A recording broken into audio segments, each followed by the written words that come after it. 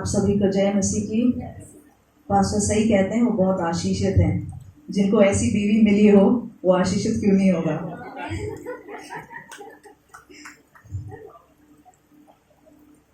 इसी बात पे एक इंटरेस्टिंग वर्स पढ़ते हैं हम, 2 कोरिन्थियों 11:2।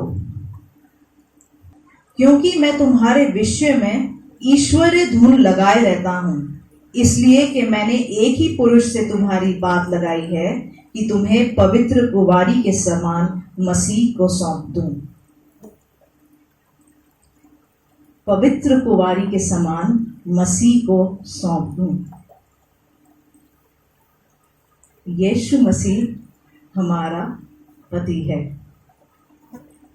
बाइबल में कहीं और भी लिखा है, वो मेरा पहला पति है, वो मेरा फर्स्ट हस्बैंड है। यशाया में ऐसा लिखा है, वो हमारा पहला पति है।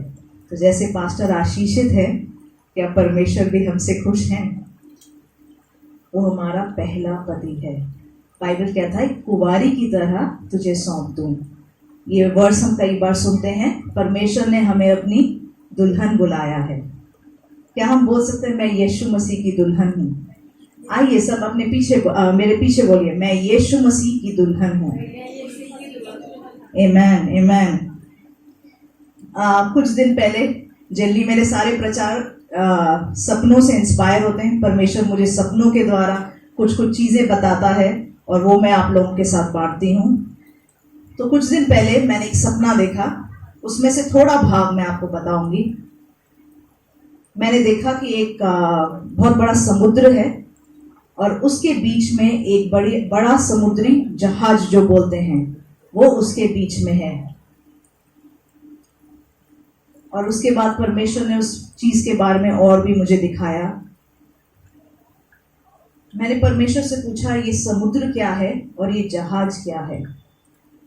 परमेश्वर ने मुझे बताया समुद्र बाइबल में कई बार बहुत जगहों पे दिखाता है लोग या संसार, दुनिया, और जो जहाज है वो हमारा जीवन है या हमारा चर्च है। एक जहाज की जगह क्या है? समुद्र के ऊपर तैरना। जहाज कब डूबता है बताइए? कुछ लोगों ने शायद मेरी क्लास अटेंड करी नहीं, ये वाली क्लास में मैंने ये सिखाया नहीं। जहाज कब डूबता है? अरे ये तो इतना तो पता है, जो समुद्र है उसका पानी जहाज के अंदर आ जाता है। जहाज का काम क्या है? पानी के ऊपर तैरना। मगर अगर पानी अंदर आ गया तो जहाज डूबता है। चर्च का काम क्या है? बाइबल कहता है तुम दुनिया में तो हो मगर दुनिया के नहीं हो। अगर दुनियावी बातें चर्च में आ गई तो वो चीज क्या करेगा? डूबेगा। हम फिर तैर नहीं पाएंगे। अगर दुनियावी बातें हमारे जीवन में चली गई, आ गई, तो डूबेंगे। तो ये चीज देखकर मैं थोड़ा सा घबरा गई।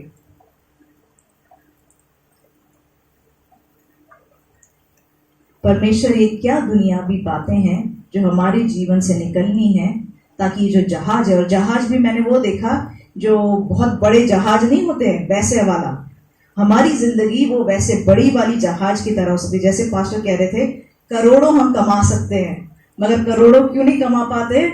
2 दिन में लड़ाई, 2 दिन में अपनी सोच।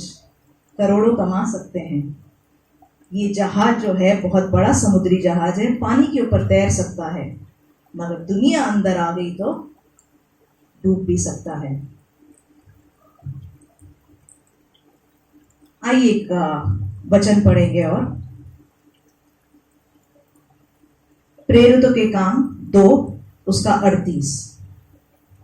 पतरस ने उनसे कहा, मन फिराओ और तुम में से हर एक अपने अपने पापों की क्षमा के लिए प्रभु यीशु मसीह के नाम से बपतिस्मा ले, तो तुम पवित्र आत्मा का दान पाओगे। मन फिराओ और बपतिस्मा लो। कई लोग बपतिस्मा क्यों नहीं लेते हैं? मन फिराना पड़ेगा। पापों से मन फिराना पड़ेगा। इस वजह से कई लोग बपतिस्मा नहीं लेते हैं। यूहन्ना बपतिस्मा वाला भी यही प्रचार कर रहा था, मन फिराओ, अपने पापों से पश्चाताप करो और बपतिस्मा लो। मन फिराओ, जिन पापों में चलते आए हो उसमें से मन फिराओ। जब हम दुनिया से निकलते हैं, हम यीशु मसीह को ग्रहण करते हैं, परमेश्वर अपने पवित्र आत्मा से हमको भरता है। क्या हम अपना मन फिराना शुरू किया? क्या वो पूरा किया? मन फिराओ और बपतिस्मा लो। कौन कौन तैयार है? चलो अभी हाथ नहीं उठाना, प्रचार के बाद बताना मेरे को।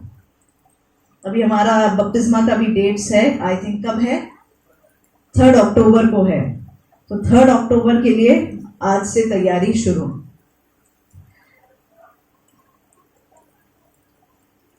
एक और मैंने दृष्टांत आज सुबह भी देखा। जब मैं आज के वचन के लिए प्रार्थना कर रही थी, मैंने देखा कि बारिश का पानी सड़क पे भरा हुआ है, बहुत ज्यादा नहीं, एक तरफ को मैंने देखा पानी भरा हुआ है, उस तरफ एक गटर देखा और वो गटर भरने लग गया है और वो गटर बह के वो पानी बारिश वाले पानी में आ जाता है। परमेश्वर ने इसका वचन भी मुझे दिया, यज़ेकियेल उसके 22 में है कि बारिश का पानी दिखाता है साफ करना, मगर गटर का पानी भर जाए, वो बारिश के पानी में मिल जाए।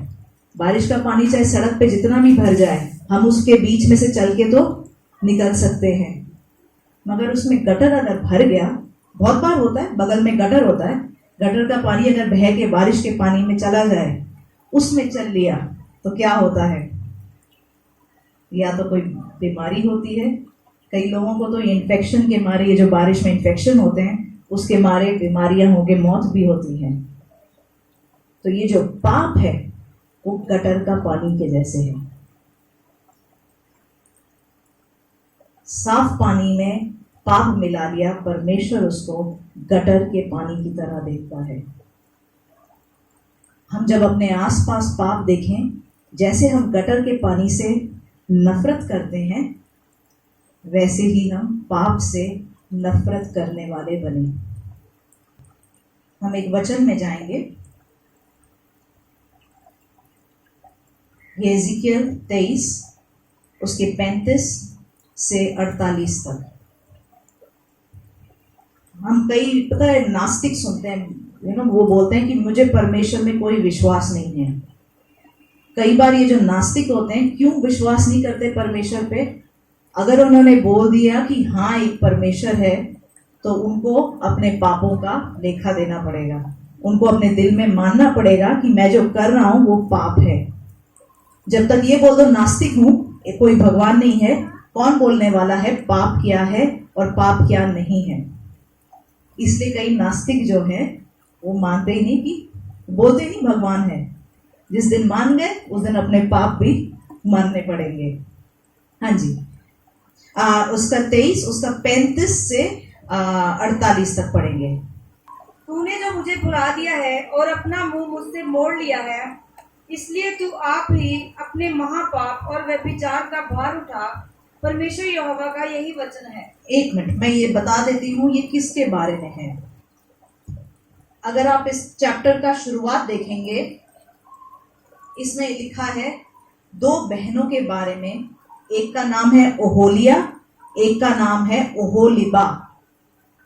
ये नाम परमेश्वर बताता है, मगर परमेश्वर 2 शहरों की बात करता है।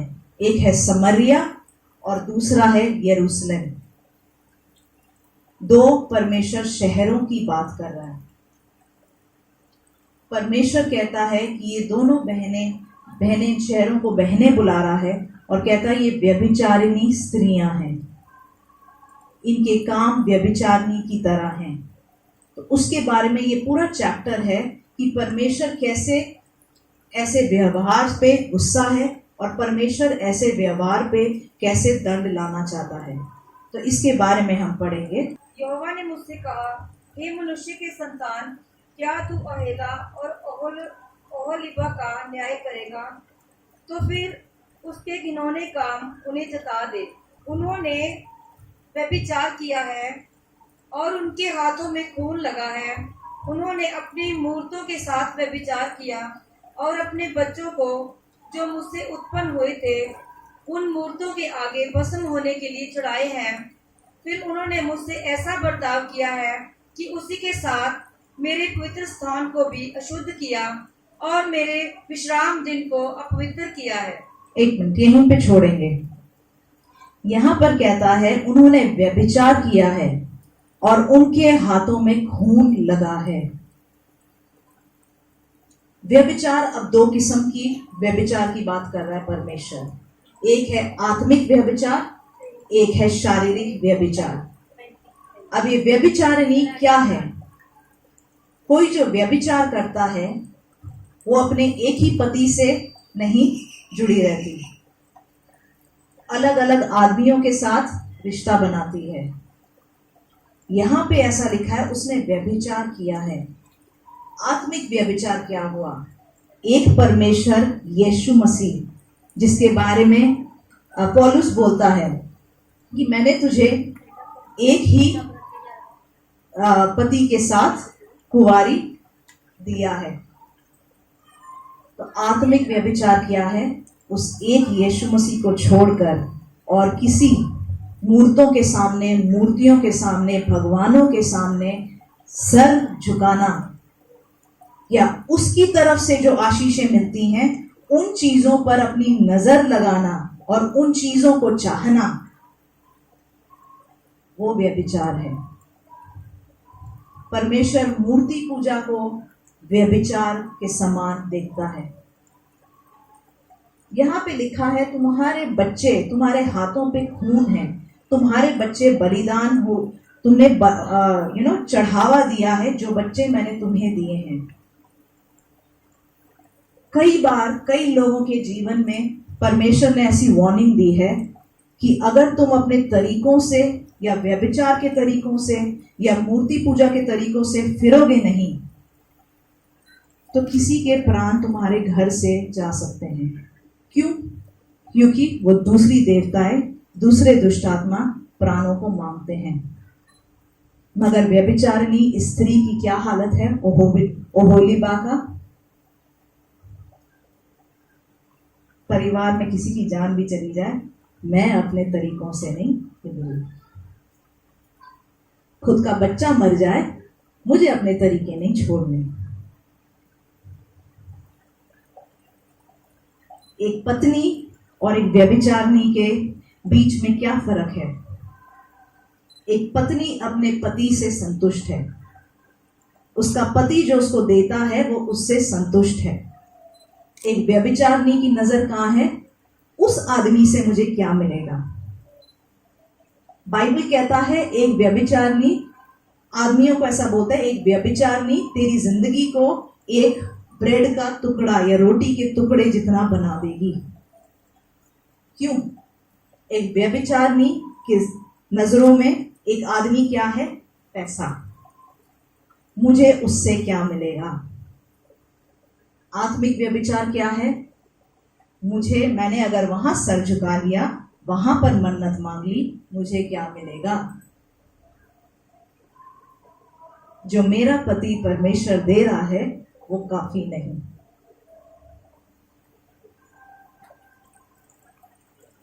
है कि नहीं डेंजरस बात? इसी बात से परमेश्वर बोलता है पश्चाताप करना है। ये जो बातें हैं ये पूरे पूरे शहरों के ऊपर होती है, जैसे समरिया और यरूशलेम, पूरे पूरे शहरों के ऊपर ये बात होती है। और क्योंकि ये पूरे शहरों के ऊपर बात है तो इसका ये मतलब नहीं है ये पाप ठीक हो जाता है, क्योंकि जहां सर फिराया, जहां देखा सभी यही कर रहे हैं, तो परमेश्वर के राज्य में वो ठीक नहीं हो जाता।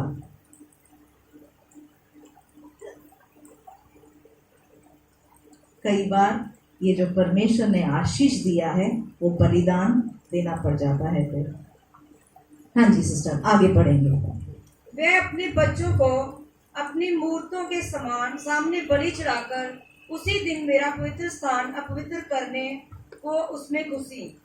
अपने आप को अपवित्र करके मेरे पवित्र स्थान में घुसी। जो गटर का पानी है वो बारिश के पानी में आकर मिल गया। जो समुद्र का पानी है वो जहाज के ऊपर आ गया। ये जो दुनिया के तरीके हैं, कई लोग स्पिरिचुअल बन के दुनिया के तरीकों को चर्च में ले आते हैं, तो क्या वो जहाज डूबेगा नहीं? मुझे पता है मैं बहुत हार्ड वर्ड बोल रही हूं, मगर परमेश्वर ने जो दिखाया वो मैं आपको बोल रही हूं। हाँ जी, आगे सिस्टर। देख, उन्होंने इस भांति का काम तेरे भवन के भीतर किया है। उन्होंने दूर से पुरुषों को बुलवा भेजा और वे चले भी आए। उनके लिए तूने नहा धो, आंखों में अंजन लगा, गहने पहनकर तूने नहा धो, मतलब अपने आप को पूरा सुंदर किया, तैयार किया। किसके लिए? किसी पराये आदमी के लिए, किसी पराये आदमी के लिए। हम तभी कई बार कपड़े, कुछ चर्चेस में हम देखते हैं, कुछ चर्चेस में रूल्स हैं, गहने मत पहनो, सफेद कपड़े पहनो, फुल स्लीव पहनो, ये सारे, सूट ही पहनो, मेकअप नहीं डालना, थ्रेडिंग नहीं करना, ये रूल्स हैं। हम ये रूल्स ऐसे करके फॉलो नहीं करते हैं, क्योंकि आप ये सब करके भी एक गलत दिमाग रख के उल्टा कर सकते हैं, और आप ये सब करके भी एक सही दिमाग रख सकते हैं। हाँ जी, आगे सिस्टर। सुंदर पलंग पर बैठी रही और तेरे सामने एक मेज बिछी हुई थी, जिस पर तूने मेरा नाम, मेरा धूप और मेरा तेल रखा था। तब उसके साथ निश्चित लोगों की भीड़ का कोलाहल सुनाई पड़ा। तो परमेश्वर का तेल रखा हुआ है, मगर आदतें दुनिया की। पलंग किसी और के लिए बिछा रखा है। क्यों? क्योंकि तेल से आशीष बनी रहेगी, जिंदगी सही रहेगी। तेल रखा है, परमेश्वर कहता है तूने मेरा तेल रखा है, मगर पलंग किसी और के लिए बिछा रखी है। हाँ जी, आगे। और उन साधारण लोगों के पास जंगल में बुलाए हुए पियक्कड़ लोग भी थे। उन्होंने उन दोनों बहनों के हाथों में चूड़ियां पहनाई और उनके सिरों पर शोभायान मुकुट रखे। आशीष मिल जाती है, कहीं और से माथा झुका लो, आशीष मिल जाती है। किसी और आदमी के साथ व्यभिचार कर लो, पैसे मिल जाते हैं, आशीष मिल जाती है, होता है। हाँ जी, आगे। तब जो व्यभिचार करते करते बुढ़िया हो गई थी, उसके विषय में बोल बुढ़िया तो हो ही जाती है, इंसान बुढ़िया तो हो ही जाती है। हाँ जी, आगे। उसके विषय में मैं बोल उठा, अब तो वे उसी के साथ व्यभिचार करेंगे, क्योंकि वे उसके पास ऐसे गए जैसे लोग वेश्या के पास जाते हैं। वैसे ही वे ओहला और ओहोलीबा के नामक महापापणी क्षत्रियों के पास गए। अंत धर्मी लोग व्यभिचारियों और हत्यारों के, परमेश्वर बोलता है महापापिनी, महापापिनी। व्यभिचार का पाप छोटी बात नहीं, महापापिनी। हाँ जी, आगे। धर्मी लोग व्यभिचारियों और हत्यारों के जो कि उसका न्याय करें, क्योंकि वह व्यभिचारिणी है और उनके हाथों में खून लगा है। खून लगता है। मैं ये बता रही हूँ, जादू टोना किसी ना किसी चीज का खून लगता है, कोई ना कोई चीज चढ़ावा होता है। चाहे कभी मुर्गा चढ़ावा, हम हाथ से मुर्गा चढ़ाते हैं, मगर हमारे परिवार में किन किन लोगों की बलि होती है, किस किस का चढ़ावा हो जाता है, ये हम खुद नहीं समझ पाते। आप लोगों को खुद पता होगा, जो पहले या अभी भी लोग आपके ऊपर शायद जादू टोना किया हो, किसी ना किसी के जान के ऊपर, किसी ना किसी के प्राण के ऊपर बनी हुई है। कोई ना कोई शायद आपके परिवार में भी मरे हैं। शायद आज भी परमेश्वर आपको बोल रहा है आपके परिवार में और कोई भी मर सकता है, क्योंकि ये जो व्यभिचार का पाप है, ये जो वैश्यावृत्ति का पाप है, ये हाथों पर खून जरूर देती है। हाँ जी, आगे। इस कारण परमेश्वर यहोवा यूं कहता है, मैं एक भीड़ भीड़ से उन पर चढ़ाई कराकर उन्हें ऐसा करूंगा कि वे मारी मारी फिरेंगी और लूटी जाएंगी। उस भीड़ के लोग उन पर पथराव करके उन्हें अपनी तलवारों से काट डालेंगे। तब वह उनके पुत्र पुत्रियों को घात करने उनके घर पर आग लगाकर फूंक देंगे।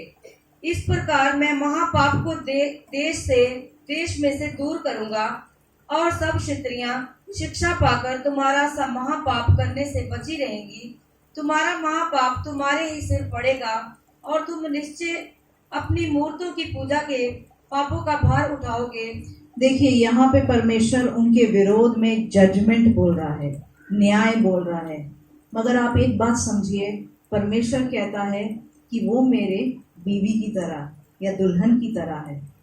परमेश्वर का दिल बड़ा प्यार करता है हमसे, अपने चर्च से, अपने लोगों से। मगर जब ऐसा पाप है तो परमेश्वर को गुस्सा आता है। मगर आज भी परमेश्वर अगर ऐसा वचन दे रहा है, वो एक प्यार के दिल से दे रहा है। जैसा हमने पढ़ा कि अपने पापों से प्रायश्चित कर लो, रिपेंट एंड बी बैप्टाइज्ड, मन फिरा लो और बपतिस्मा ले लो, अपने मन को बदल लो और बपतिस्मा ले लो। हाँ जी। और तब तुम जान लोगे कि मैं परमेश्वर यहोवा हूँ।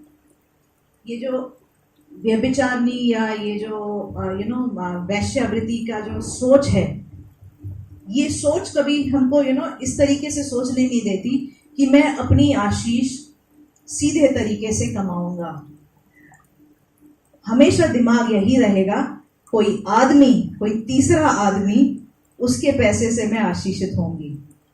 या आत्मिक तौर से यीशु मसीह मेरे को रुकने को बोलेगा, ये तरीके बोलेगा, ये सब बोलेगा, मैं नहीं रुकूंगी।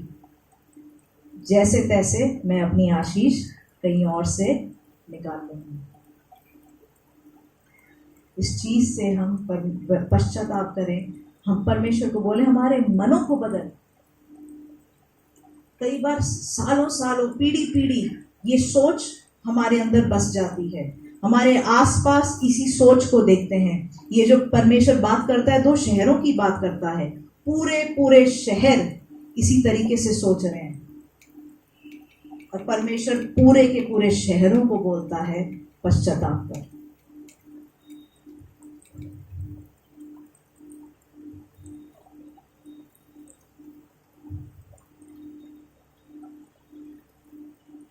एक हम वर्स पढ़ेंगे, 2 तीमुथियुस उसका 2:1-5। इसलिए हे मेरे पुत्र, तू उस अनुग्रह से जो मसीह यीशु में है बलवंत हो जा, और जो बातें तूने बहुत से गवाहों के सामने मुझसे सुनी हैं उन्हें विश्वासी मनुष्यों को सौंप दे, जो दूसरों को भी सिखाने के योग्य हों। ये जो वेडनेसडे की हमारी क्लासेस होती हैं, उसमें हमने जो टीचिंग करते हैं हम, उसमें हमने एक बूट कैंप, एक वीडियो दिखाया था कि कैसे अमेरिका वगैरह में सैनिकों को ट्रेन किया जाता है। तो जो बूट कैंप होती है वो इनकी इनिशियल ट्रेनिंग होती है। तो उसमें पूरे वीडियो में दिखाते कि कैसे लोग अंदर आते हैं, उनको क्या क्या बोला जाता है करने के लिए। तो ऐसे ही परमेश्वर हमको अपने सेना में बुला रहा है। परमेश्वर चाहता है ये जो दुनिया की सोच है, दुनिया जिस तरीके से चलती है, उसमें से निकलकर हम एक अगले लेवल तक आ जाएं।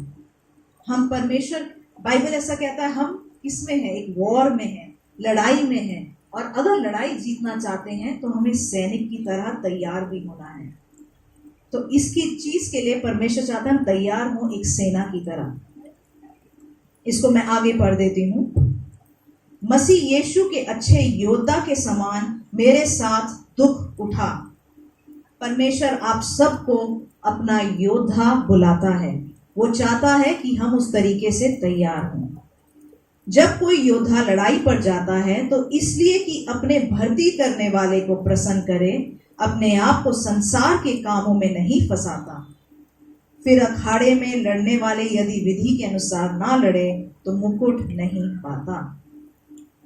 तो ये क्या कहता है कि अपने आप को संसार के कामों से निकाल दें।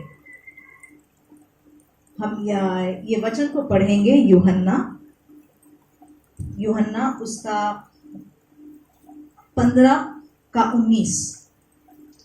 यदि तुम संसार के होते तो संसार अपनों से प्रेम रखता, परंतु इस कारण कि तुम संसार के नहीं, वरन मैं तुम्हें संसार में से कई लोग, आप जब बाहर जाते हो, आपके ऑफिस में, आपके कॉलेजेस में, आपके स्कूल में, आपके काम के क्षेत्र में आपसे दोस्ती नहीं करते हैं या आपको अलग ठहराते हैं, कहीं इस वजह से तो नहीं? हाँ जी, आगे पढ़िए। वरन मैंने तुम्हें संसार में से चुन लिया है, इसलिए संसार तुमसे बैर रखता है। जो बात मैंने तुमसे कही थी, दास अपने स्वामी से बड़ा नहीं होता। हाँ जी, यहीं तक सिस्टर। बाइबल कहता है मैंने तुम्हें संसार में से चुन लिया है, मैंने तुम्हें गटर में से खींच लिया है, मैंने तुम्हें समुद्र में से निकाल कर जहाज पर ठहरा दिया है, मैंने तुम्हें चुन लिया है, मैंने तुम्हें अपने लहू से साफ कर दिया है। और अब परमेश्वर चाहता है अगला लेवल, सेनाओं की तरह तैयार हो जा। एक सेना की तरह तैयार हो जा। एक सेना में क्या करते हैं? सबसे पहले उनके बाल शेव करते हैं। पुरानी सोच, पुरानी गलत एनॉइंटिंग, पुरानी बाबे की कवरिंग, सारी चीजें हट जा, बाल शेव कर देते हैं। दूसरा, कोड ऑफ कॉन्डक्ट सिखाते हैं। कोड ऑफ कॉन्डक्ट का मतलब है कैसे पेश आना है। तो कोड ऑफ कॉन्डक्ट में अगला दिखाते हैं कि कैसे लोगों के साथ पेश आना है। सबसे पहले तो अपने सीनियर से सर, यस सर करके बात होती है। आदर, पहली लाइन जो वो उन लोगों को सिखाता है, हर किसी से आदर से बात करो, हर किसी से आदर से पेश आओ। अगर दुनिया की सेना में घुसने के लिए आदर जरूरी है, परमेश्वर की सेना में घुसने के लिए आदर बड़ा जरूरी है। हम एक दूसरे के साथ कैसे पेश आते हैं, बड़ा जरूरी है। मैं बता रही थी, घर पे हम जब जाते हैं, घर जाते ही हम सोचते हैं, अभी सपोज यहाँ से चर्च से निकले, सब बड़े थक गए, एक दूसरे से बात कर ली, काम कर लिया, थक गए बड़ा। घर जाते ही सबसे पहले टीवी का रिमोट, हाँ खाना लाओ, मैं क्यों बनाऊं, तुम ले लो खुद, ए बच्चे एक गिलास पानी ला, बड़ी प्यास लगी है। उस आदर को हम भूल जाते हैं। और आदर कहां से शुरू होता है? घर से। माँ बाप का आदर करके सीखते हैं बाहर कैसे आदर की जाती है। तो सबसे पहले बोला जाता है डिग्निटी। डिग्निटी मतलब हर किसी को जो उनका रिस्पेक्ट है उसके साथ पेश आना है। दूसरा बोलते हैं, अगर तुम्हें किसी की जान बचाने का ऑर्डर्स नहीं है और तुमने किसी के ऊपर हाथ रखा तो तुम्हारे ऊपर सेक्सुअल असॉल्ट का केस बन सकता है। किसी के ऊपर जिसके ऊपर राइट नहीं है उसके ऊपर तुम हाथ भी नहीं रख सकते हो। हमारा हाव भाव कैसा है? मैंने पिछली बार दीप्ति को लिया था एग्जाम्पल के लिए, बड़ा अच्छा लगता है। आज तूने मेरे जैसा पीला सूट भी पहना है। ये अब दीप्ति खड़ी है, ठीक है, यहाँ खड़ी है, ठीक है। अब मैं आ रही हूं।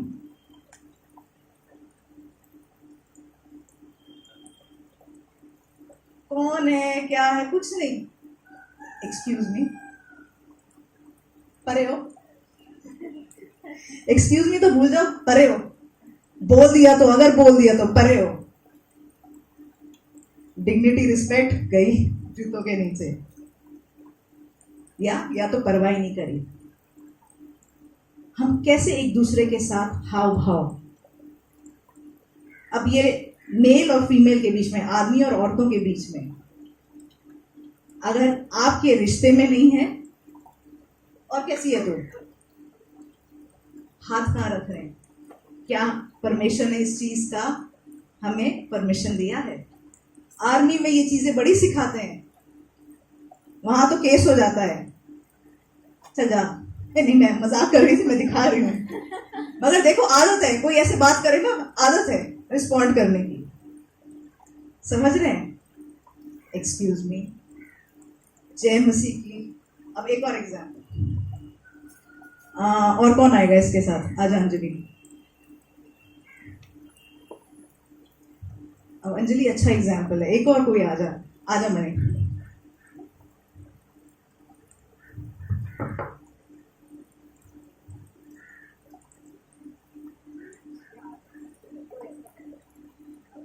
मनी सपोज चर्च में नहीं आई है, पहली बार आई है चर्च में, तो ज्यादा कोई मतलब सारे चर्च के लोग सब बैठे हैं, मिल रहे हैं एक दूसरे से, तो मनी पहली बार नई नई चर्च आई है, तो मनी तू जाके वहाँ देख टेबल पे क्या है, देखना जरा, वो उठा के ला मेरे पास वो बैग।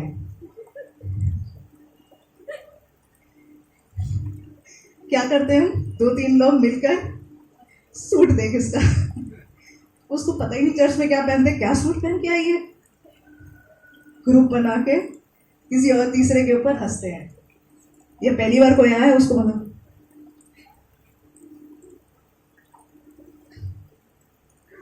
हम एक होटल में गए थे, चलो थैंक यू, अगर फिर से जरूरत होगी फिर से बुलाऊंगी। हम एक होटल में गए थे, वहां पे जो सफाई करता है, जो बैग्स उठाता है, हर कोई उनके सामने से गुजरो ना तो ऐसे नहीं करते, कौन नया आया है, गुड मॉर्निंग, गुड आफ्टरनून, बड़ी खुशी मिलती है, राहत मिलता है। सामने से अगर किसी को पेश आना आता है, एकदम से लेवल बढ़ जाता है इंसान का। जैसे मैंने आपको बताया, एक भिखारी कैसे आके उसने क्या बोलते, गाड़ी के दरवाजे पे मार के बोलता, ma'am please give me 10 rupees. तो कौन सा भिखारी एक तो इंग्लिश में बोलता है, ऊपर से मैम बुलाता है, ऊपर से प्लीज भी बोलता है, तो मैंने उसको 10 रुपए दे दिए। समझ रहे हैं कैसे हम पेश आते हैं? बड़ा जरूरी है पेश आना। अगर सिखाते हैं, ये जो होटल मैनेजमेंट वगैरह में क्या सिखाते हैं, ये मेरा भाई भी होटल मैनेजमेंट सीख रहा था। अब किसी को अगर लिफ्ट में जाना है तो क्या करेंगे, साइड पे खड़े होंगे, ऐसे बोलेंगे, ये नहीं कि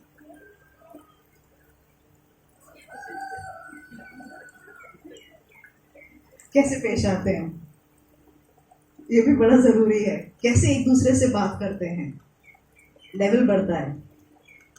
संसार से हटके हम परमेश्वर की सेना बनते हैं। तीसरी चीज, उनको कपड़ों का बताया जाता है, उनको यूनिफॉर्म दी जाती है।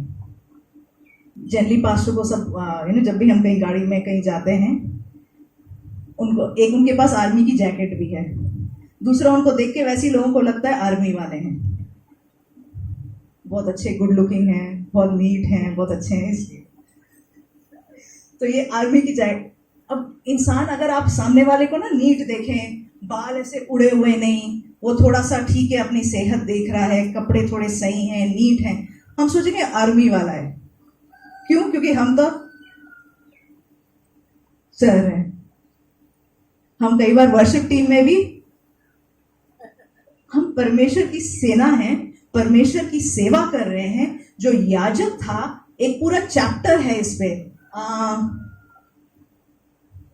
आप घर जाके पढ़ना इसको, ये निर्गमन उसके 28 में है। याजक के कपड़ों के बारे में बोला जाता है कि कैसे कपड़े पहनने हैं, कपड़ों के नीचे कैसे कपड़े पहनने, उसके बारे में भी बोला जाता है। तो हम अगर सेवा करना चाहते हैं या परमेश्वर की सेना में हम जुड़ना चाहते हैं, हम क्या पहनते हैं, कैसे पहनते हैं, उससे भी बड़ा फर्क पड़ता है। हम मेकअप, रंगीन कपड़े, चाहे जीन्स हो, ये सब के अगेंस्ट नहीं बोलते। हम जीन्स पहनकर भी अच्छे रीति से सब कुछ ढका हो सकता है, सूट पहनकर भी अश्लील हो सकता है। मेकअप कर कर हम जब तैयार होते हैं, ये खासकर लेडीज के लिए, हम जब मेकअप करते हैं, शीशे के सामने खड़े होते हैं, जब मेकअप कर रहे हैं, हमारे दिमाग में क्या चल रहा है? मैं किसी को अट्रैक्ट करना चाह रही हूँ या मैं बस अच्छी लगना चाहती हूँ? वो जो लाइन है ना, वो बड़ा जरूरी है कि मैं क्यों किसी तरीके से जब तैयार हो रही हूँ, किसी का ध्यान चर्च में या बाहर भटका तो नहीं रही? ये चीज क्या चलती है दिमाग में? क्योंकि जो पश्चाताप भी होता है वो दिमाग से शुरू होता है, दिल से शुरू होता है। तो जब हम तैयार होते हैं, क्या चल रहा है? जब चाहे मेकअप हो चाहे कपड़े हों, हमेशा मॉडेस्ट या डिसेंट तो होता है हिंदी में, लोगों को समझ, डिसेंट शब्द समझ में आता है ना? डिसेंट होने चाहिए, शरीर को सही से ढका हुआ होना चाहिए। इन चीजों के हम रूल्स नहीं बनाते क्योंकि हम नहीं चाहते कि कोई जैसे भेड़ चलती है ना, मैं करके, रूल्स की वजह से कुछ चीजें करने लग जाओ। दिल से अंदर से आना चाहिए, नहीं मैं ऐसे कपड़े नहीं पहनना चाहती, नहीं मैं ऐसा मेकअप नहीं करना चाहती। परमेश्वर की सेना में जुड़ना है, यूनिफॉर्म में आ जाओ। जो हम आई थिंक इसको इफिसियों 6 इसको निकालेंगे। इफिसियों 6 में पूरा इसमें इसके बारे में लिखा है कि हमें जब हम लड़ाई में जाते हैं कैसा कवच पहना होना चाहिए हमको। ये मैं इसको डिटेल में आज नहीं सिखाने वाली, ये चीज हमने क्लास में सिखाया था कि कैसे शैतान जब वार करने आता है हमारे ऊपर, पूरा जो परमेश्वर का जो आर्मर है या कवच है वो हमें पहना होना चाहिए। क्योंकि शैतान के विरोध में जब हम खड़े हैं, हमें तैयार होना बड़ा जरूरी है। परमेश्वर जो कहता है उसके लिए तैयार होना जरूरी है। तो ये जो व्यभिचारिणी या जो वैश्यावृत्ति वाली जो सोच है, ये चीज हटनी है। पैसा कहीं से भी कैसे भी आ जाए नहीं, आशीष कहीं से भी कैसे भी आ जाए नहीं चलेगा। एक पति मतलब एक पति। हम प्रेरितों के काम 5 उसका 1 से 11। हनन्याह नामक एक मनुष्य और उसकी पत्नी सफीरा ने कुछ भूमि बेची और उसके दाम में से कुछ रख छोड़ा। अननायास और सफेरा नाम के हस्बैंड वाइफ थे। उन्होंने अपनी एक भूमि बेची और भूमि बेचने के बाद उस पैसे में से अपने पास कुछ रखा। कुछ गलत किया। अगर अपनी जमीन बेच के पैसा रखा, कुछ गलत किया? हाँ ना बोल दो। नहीं किया, ठीक है, चलो। और ये बात उसकी पत्नी भी जानती थी और उसका एक भाग लाकर प्रेरितों के पांव के आगे रख दिया। तो एक भाग, सपोज भूमि बेच दी 1 करोड़ में, 25 लाख लेके प्रेरितों के पास दे दिया, ठीक है। पतरस ने कहा, हे हनन्याह, शैतान ने तेरे मन में ये बात क्यों डाली कि तू पवित्र आत्मा से झूठ बोले और भूमि के दाम में से कुछ रख छोड़े। अब पतरस बोलता है कि तूने ऐसा क्यों किया कि थोड़ा सा भूमि का पैसा अपने पास रख लिया। तो अगर कोई जमीन बेचने पे पैसा काफी आता है, और मगर पतरस कहता है कि शैतान ने तेरे अंदर ऐसा काम क्या किया, तो इन्होंने एक्चुअली में क्या गलत किया ये पढ़ेंगे। आगे पढ़िए। जब तक वह तेरे पास रही क्या तेरी ना थी, और जब बिक गई तो तेरे मन में तो क्या तेरे वश में ना थी। तूने ये बात अपने मन में क्यों विचारी? तू मनुष्यों से नहीं परंतु परमेश्वर से झूठ बोला। वो कहता है जमीन बेचने से पहले भी तेरी थी, बेचने के बाद भी पैसा तेरा था, फिर तूने पवित्र आत्मा से झूठ क्यों बोला? हाँ जी, आगे। ये बातें सुनते ही हनन्याह गिर पड़ा और प्राण छोड़ दिए। तो जब पतरस ने ऐसी बात बोली, हनन्याह गिर पड़ा, मर गया। पाप के मारे, पवित्र आत्मा से झूठ बोलने के मारे। हाँ जी, आगे। और सब सुनने वालों पर बड़ा बहस आ गया। फिर जवानों ने उठकर उसकी अर्थी बनाई और बाहर ले जाकर गाड़ दिया। लगभग 3 घंटे बाद उसकी पत्नी, जो कुछ हुआ था ना जानकर भीतर आई। तब पतरस ने उससे कहा, मुझे बता, क्या तुमने वह भूमि कितने में बेची थी? उसने कहा, हाँ, इतने ही में। पतरस ने उससे कहा, ये क्या बात है कि तुम दोनों ने प्रभु के आत्मा की परीक्षा के लिए एका किया। ये बात समझ में आई आपको क्या झूठ बोला उन्होंने? पैसे पूरे उनके थे, वो जो चाहे कर सकते थे, मगर एक भाग लेके उन्होंने चर्च में दिया और कहा ये सारा पैसा है। उन्होंने झूठ बोला, पैसे को लेके झूठ बोला। क्यों? शायद उनको पोजीशन चाहिए था। ये बोलते अगर कि मैंने अपनी जमीन के सारे पैसे दे दिए तो पतरस वगैरह बड़े हिल जाएंगे, ओहो देखो कितना किया उन्होंने। क्या चल रहा था उनके दिमाग में? पैसे को लेके उन्होंने झूठ बोला। पैसे तो लाए ही चर्च में, मगर दोनों ने, हस्बैंड और वाइफ दोनों ने मिलकर ये प्लान किया और प्लान को अंजाम दिया। तो पतरस ने पहले पति से पूछा, पति नहीं माना, फिर बीवी से पूछा, बीवी भी नहीं मानी। हाँ जी, आगे। देख, तेरे पति के गाड़ने वाले द्वार पर ही खड़े हैं और तुझे भी बाहर ले जाएंगे। तब वह तुरंत उसके पांव पर गिर पड़ी और प्राण छोड़ दिए। और जवानों ने भीतर उसे मरा पाया और बाहर ले जाकर उसके पति के साथ गाड़ दिया। मैं ये वाली कहानी आपको इसलिए पढ़ रही हूँ क्योंकि कई बार हमें लगता है, क्योंकि चर्च में ऐसा प्रचार नहीं होता, या हम अपनी जिंदगी में इस बात को शायद देखते नहीं हैं। कई लोग देखते भी हैं कि जो पाप करते हैं उसका भुगतान करना पड़ता है। कई बार यीशु मसीह में माफी जरूर है, ग्रेस जो हम बोलते हैं अनुग्रह जरूर है, मगर बाइबल क्या कहता है? जानबूझ के पाप करते रहो। अगर तुम जानबूझ के पाप करते रहो तो क्या उस न्याय में से हम निकल सकते हैं? और ये कहानी पुराने नियम की नहीं है, ये कहानी नए नियम की है। हम पाप को हल्के में ना लें। ये दुनियादारी के तरीके हम चर्च में उसको लेके ना आ जाएं। हमें पश्चाताप करके बपतिस्मा लेना है। इन दुनियादारी के तरीकों से मन फिराना है। आइए एक लास्ट वर्स में बंद करेंगे, यूहन्ना 17 उसका 16। जैसे मैं संसार का नहीं, वैसे वो भी संसार के नहीं। यीशु मसीह ऐसा कहता है, जैसे मैं संसार का नहीं, हम भी संसार के नहीं। हाँ जी, सत्य के द्वारा उन्हें पवित्र कर। तेरा वचन सत्य है। जैसे तूने मुझे जगत में भेजा, वैसे ही मैंने भी उन्हें जगत में भेजा। आज हम प्रार्थना करें, परमेश्वर का ये जो सत्य का वचन है उससे हम शुद्ध हो जाएं, साफ हो जाएं, कि जैसे पिता ने यीशु मसीह को भेजा हम भी भेजे जाएं। हम भी खड़े होके परमेश्वर की एक सेना बने। हम संसार के साथ मिल ना जाएं।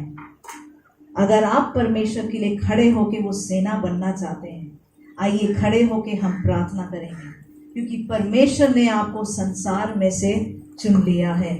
आइए हम प्रार्थना करें, परमेश्वर संसार को मेरे अंदर से निकाल। मुझे ऐसा दिख रहा है कुछ लोगों के ऊपर से व्यभिचार की आत्मा निकल रही है। आपकी शायद आदत हो गई है व्यभिचार की, छुप छुप के व्यभिचार करने की। आज वो आत्मा आपके ऊपर से निकल रही है यीशु मसीह के नाम से। और कई लोगों के ऊपर मुझे दिख रहा है वो ऐसी दुल्हन बनने का आशीष जो अपने पति को खुश करे, वो अनॉइंटिंग परमेश्वर आपके ऊपर डाल रहा है। आराधना करेंगे। बाहर निकल यीशु के नाम में। हर शैतानी की छोटा नहीं रिबा से खेलने में जोरों को शाते के रामाना से, जोरों को शाते रेगने से।